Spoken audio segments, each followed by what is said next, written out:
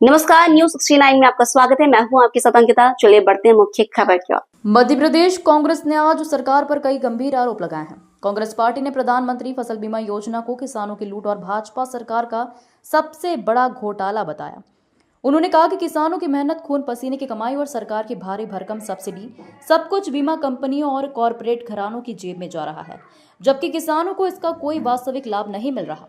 कांग्रेस ने सरकार पर आरोप लगाया कि किसानों को मुआवजे के नाम पर 50 या 1500 रुपए जैसी मजाकिया राशि दी जा रही है, जबकि बीमा कंपनियां हजारों करोड़ रुपए का घोटाला कर रही है। देखिए, आज पत्रकार वार्ता के माध्यम से हमने सिलसिलेवार तरीके से पूरे मध्य प्रदेश के वो आंकड़े जिलेवार, तहसीलवार, गांववार और वर्षवार प्रस्तुत किए हैं कि फसल बीमा योजना में किसानों से जो लाखों करोड़ रुपया प्रीमियम के तौर पे वसूला गया, वो प्रीमियम की राशि भी राज्य सरकार ने किसानों को नहीं लौटाई है। फसल बीमा कंपनी और राज्य सरकार में बैठे भारतीय जनता पार्टी के लोग तालमेल के साथ बीमा कंपनियों के साथ कमीशनखोरी का व्यापार चला रहे हैं। किसान को जमा प्रीमियम की अंश पूंजी भी नहीं मिलती है, जबकि उसकी क्षतिपूर्ति तो कहीं ज्यादा है।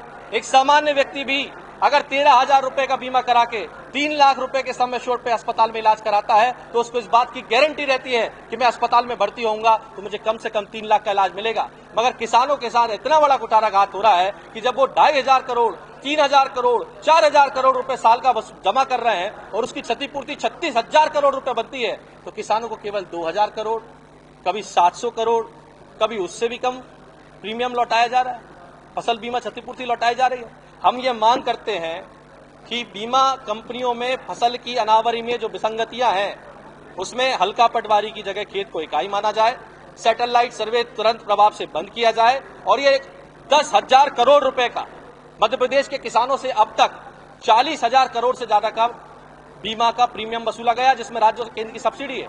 इसमें किसानों को केवल 30,000 करोड़ लौटाया, जबकि 3,50,000 करोड़ से ज्यादा का सम एश्योर्ड अमाउंट हो रहा था। ये 10,000 करोड़ रुपया कहां गया, इसकी जांच होनी चाहिए। कौन कौन इसमें संलिप्त है, उनका नाम आने चाहिए। और जो मांग हमने करी है कि अगर फसल क्षतिपूर्ति में किसान की अतिवृष्टि तुरंत हो जाती है, बीमा के बीज डालने के बाद, किसान के बीज डालने के बाद, तो उसे 100% नुकसान माना जाए। हमने ये बता दिया है कि केंद्रीय कृषि मंत्री के लोकसभा क्षेत्र विदिशा रायसेन में और खुद राज्य के कृषि मंत्री जिनकी विधानसभा सुमावली है, उसमें भी किसानों को शून्य बीमा मिला है। मध्य प्रदेश का किसान त्राही त्राही कर रहा है और सरकार बीमा कंपनियों के साथ बैठ के करोड़ों करोड़ों रुपए का गबन कर रही है।